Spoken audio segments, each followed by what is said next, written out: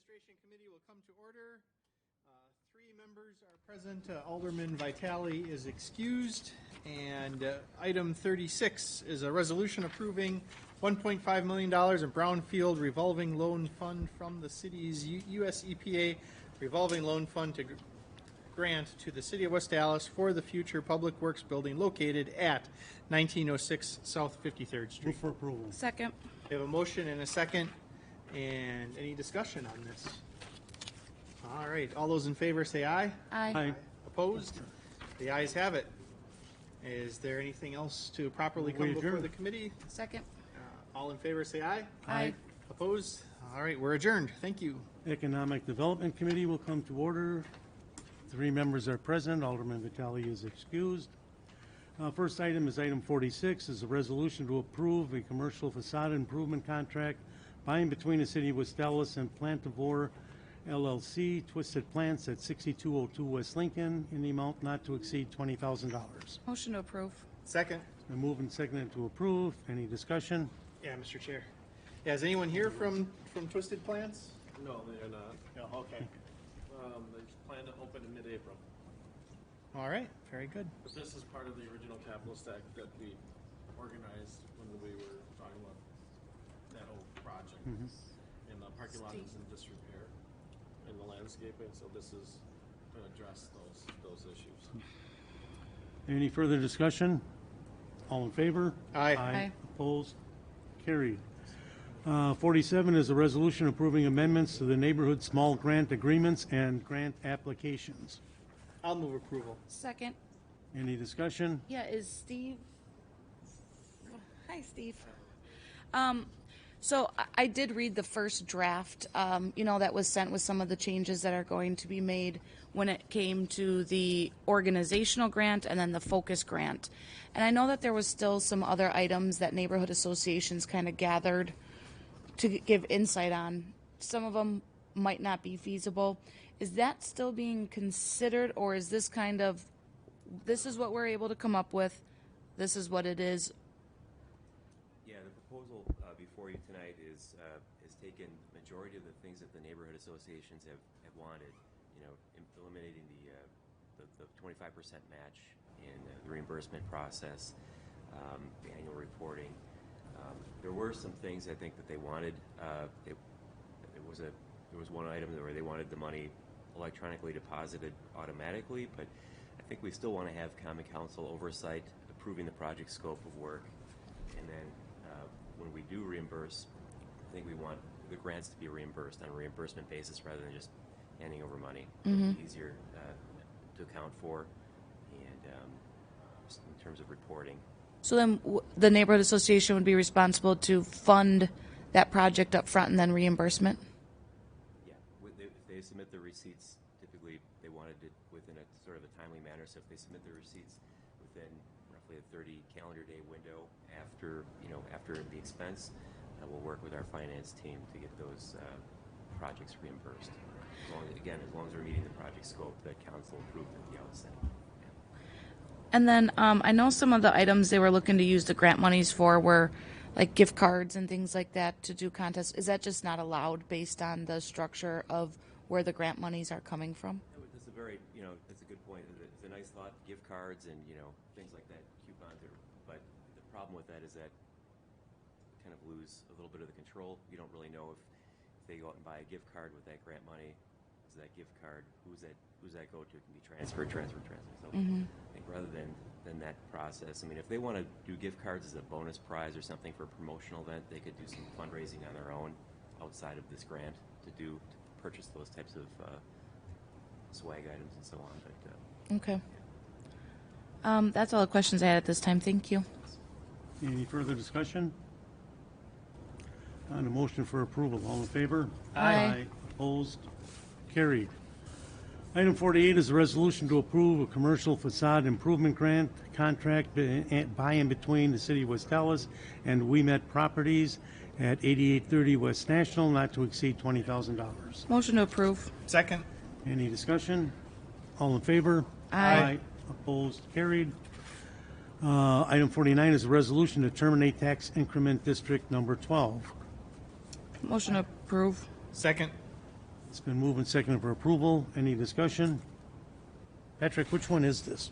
This is the former Teledyne site. The Teledyne one, okay. I Oh, 'cause we just- wanna Just build for on the it. record, Yeah, that right. was created Yeah, in 2011 for idea of creating development. right, yep. After the building was raised and the cost put on the tax I bill. just wanted to make sure which one this It's was. just that after extensive research, the council decided that was a Right. right place for DPW, and the city bought the site. All in favor? Closing the tip. Aye. Aye. Opposed? Carried.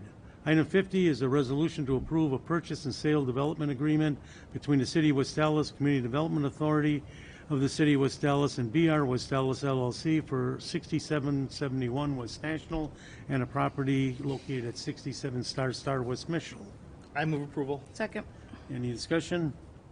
All in favor? Aye. Opposed? Carried. Item 51 is a resolution authorizing economic development fire to fund $7,500 for an intergovernmental cost-sharing agreement for the Powerline Trail Study. I move approval. Second. Hope to bike on it someday. Yep. Any discussion? All in favor? Aye. Opposed? Carried.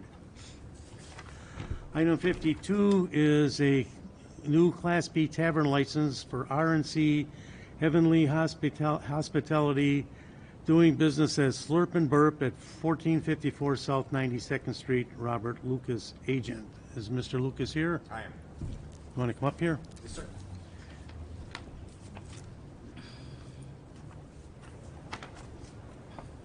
Well, you've had a license at that location in the past, Correct. and you surrendered it Correct. at our request and at the state's request